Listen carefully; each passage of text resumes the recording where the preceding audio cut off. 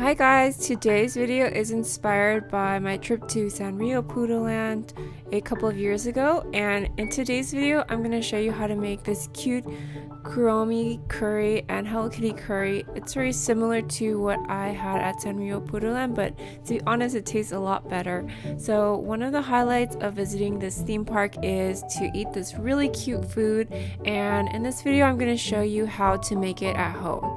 So the first step in making your curry rice is to make rice, and if you don't already have a rice cooker, then I recommend getting one because it makes making rice so much easier than making it on the stove. You can just measure the rice and put it into this pot and it'll basically cook perfect rice for you. So I want to give a big thank you to Zojirushi, who sent me this amazing Hello Kitty rice cooker for free to review. Zojirushi is one of the most well-known brands in terms of rice cookers, and I currently have a Zojirushi rice cooker, but I swapped it out for this Hello Kitty one, which looks much cuter in my kitchen. But I've been using this for years, and my mom has also used this brand for many years, so it's definitely a really reliable and high quality item. I also want to mention that Zojirushi makes really nice water bottles. Zojirushi sent this to me for free to review, and I really love it. These are super popular in Japan. You can find them at places like Don Quixote, and they have a white and gold one with the Hello Kitty on it, which is so cute. It matches the rice pot. And they also make a black and gold one, I believe. But these are really nice, high quality water thermoses, and they do a great job of keeping your drink hot or cold. So let's make some rice. I'm going to put in about 2 to 3 cups of rice, and then I'm going to wash the rice. So basically you just put water into the rice pot and swish it around. The water will be really cloudy at first, but you have to just dump out the water, put some more water and swish it around and repeat until the water starts to look a little bit clearer. And it's not going to be completely clear, but once it starts to look less cloudy, it's probably ready to go. And then you want to fill up your rice pot with twice as much water as you have rice. Just kind of eyeball it. And then to measure, to make sure that you have enough water, you want to swish the rice around so it's kind of level in the bottom of the pot, and then stick your thumb into the rice and measure using your knuckle to see on average how high the rice is, and let your knuckle rest on top of the rice. To measure the water, keep your finger in the same spot and poke your thumb in so that the bottom of your thumb rests on the top of the rice. And if the water comes up to about where your knuckle is, then you have enough water in your rice pot. Before you put this bowl into your rice pot, you want to make sure to wipe off any excess water that's on the outside of the pot, and then just stick it right into the rice cooker. And you want to make sure that the little vent on top of the rice cooker is not covered or sitting under any furniture, and that's because steam will come out of the vent. The rice cooker will turn on when you plug it in, and you want to make sure it's on the cook setting and not the keep warm setting. Okay, now that we have the rice going, it's time to make the curry. I'm going to use some vegetables that I have: 2 carrots, 1 potato, 1 onion, and a thing of broccoli. You can use any vegetables that you have on hand that might taste good in curry.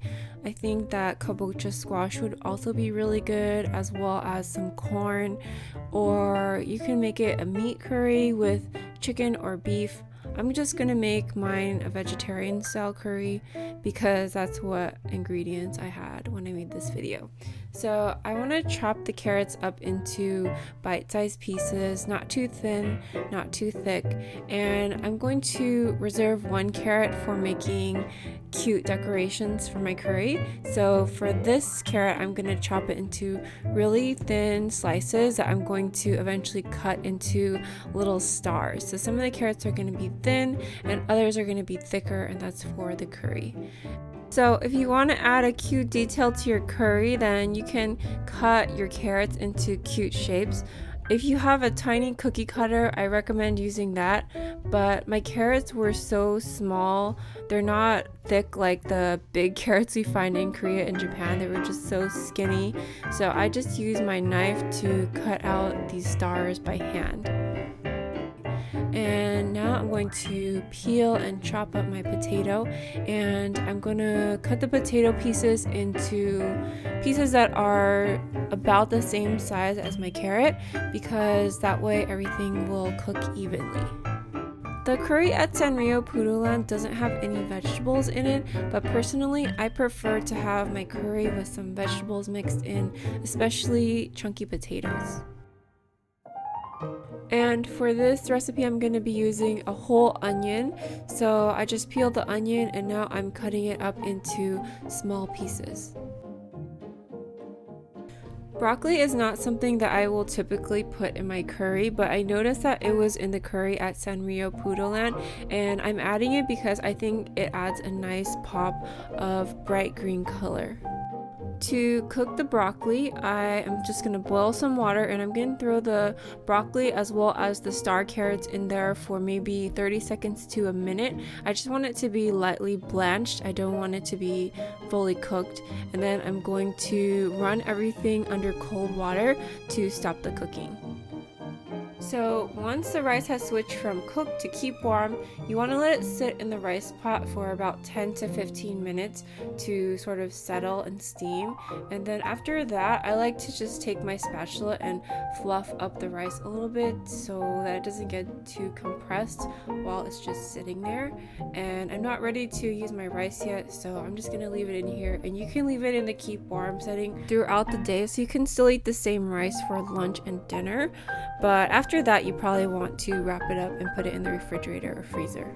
Okay, so let's start cooking our curry. I'm going to start off by cooking my onions by adding about 2 tablespoons of oil to the pan and putting all the onions in the pan, and I'm just going to saute them until they have turned transparent.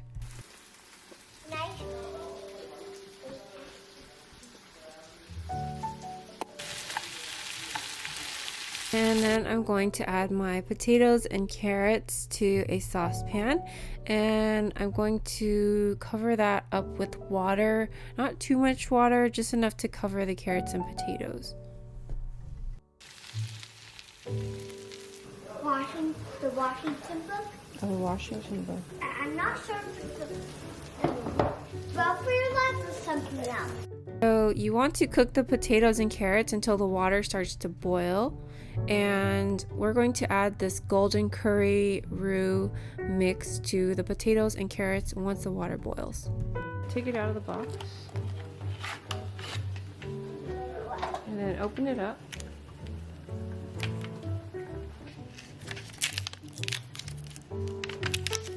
You have to actually break it into pieces. So in the back it has this little thing you can go break it like that. Can I break it? Yeah, like that, and this one. Good. Okay, now we're going to put each of those pieces of curry in the pot, okay? Okay, get down. Then we're going to turn down the heat, which looks like I didn't do, and stir the curry roux into the water until it is completely dissolved. And it doesn't need to be cooking in order to dissolve the curry roux. And then we're going to add all of the cooked onions into our curry mixture, and then mix everything up so that it's completely incorporated. So now for the fun and hard part, which is the decorations and accessories for the Hello Kitty and Kuromi. So you need a piece of ham or bologna, and I'm using my Hello Kitty bow cutter to cut out Hello Kitty's bow. And I bought this in Japan, but I actually found it online, so I linked it below if you guys are interested. Or alternatively, you can use your scissors and try to cut out a little bow for Hello Kitty. The cutter also makes a tiny circle that's supposed to go in the middle of Hello Kitty's bow. And now I'm going to cut out some hearts and flowers using the cutter that I have. I think you can also buy cookie cutters in these shapes on eBay or maybe Etsy. You have to make sure they're really small though. And now I'm cutting out a little skull that's gonna go on top of Kuromi's head because I don't have a cutter for that.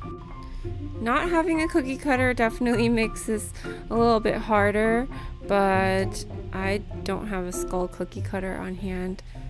Now I'm using the white cheese to cut out Hello Kitty's nose, and actually I felt like the stencil for the eyes and the nose was a little bit too small. So if I were to do this over again, I would probably cut those out by hand using my scissors.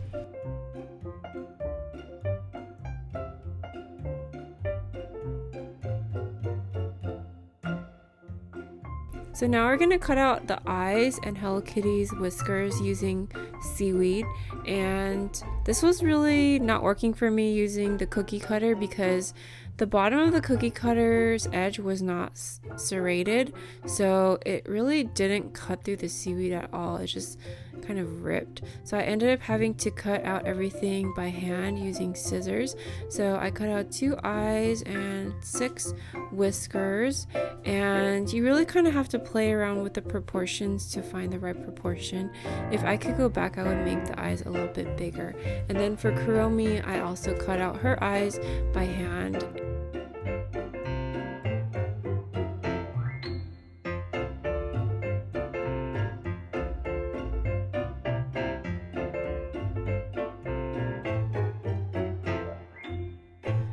I bought this rice mold in Japan, but you can also buy it online, or you can just try to shape Hello Kitty's head using your hands and some plastic wrap.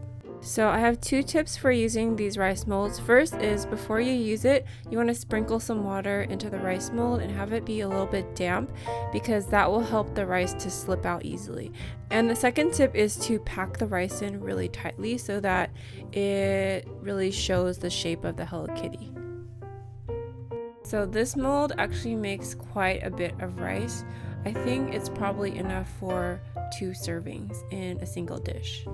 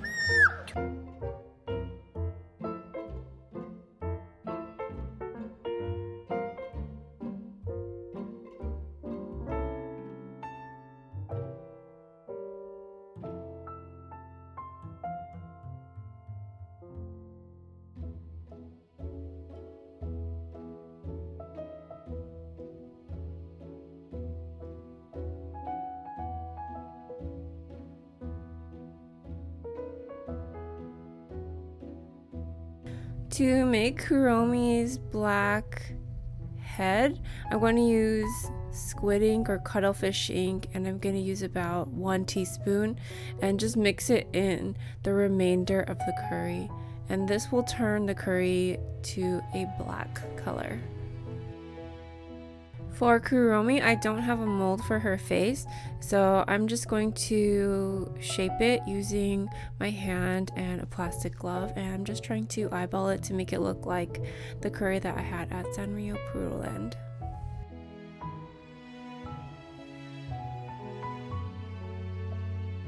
So I made a few different versions of Kuromi's eyes, but in the end I had to adjust them to fit her head properly. So you might have to play around with it a little bit.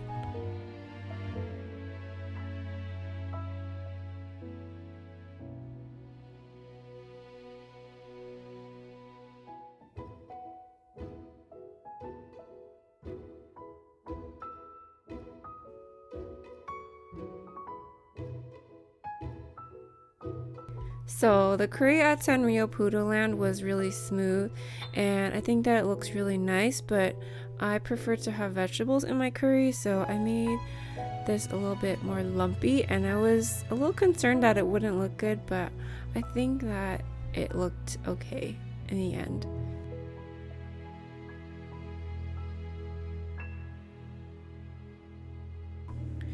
When you're plating these things, you want to try to have a dish that is not a completely flat plate. Maybe something that's kind of like a really shallow bowl, which is what I have here. And you want to try to make sure that it sort of has a round or a circular shape to it. So if you can't go to Sanrio Puroland, hopefully you can use this video to bring a little bit into your own house. And this is definitely not something that I would make on a regular basis, but occasionally I'll make cute food for my family. No. It's just food. No! No! How am I gonna eat any food? Hey! You said I can't eat it and you eat it? You said I just ate it. That's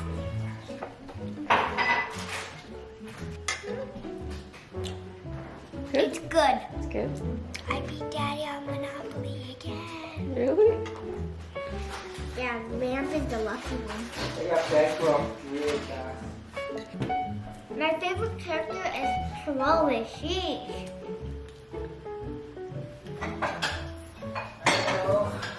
Tell me if my nose seems like it's Can you hand me my cherry juice, Sienna? Oh, you're not eating the me, Sienna. Excuse me. Can I try get a bite? Can I get the leg?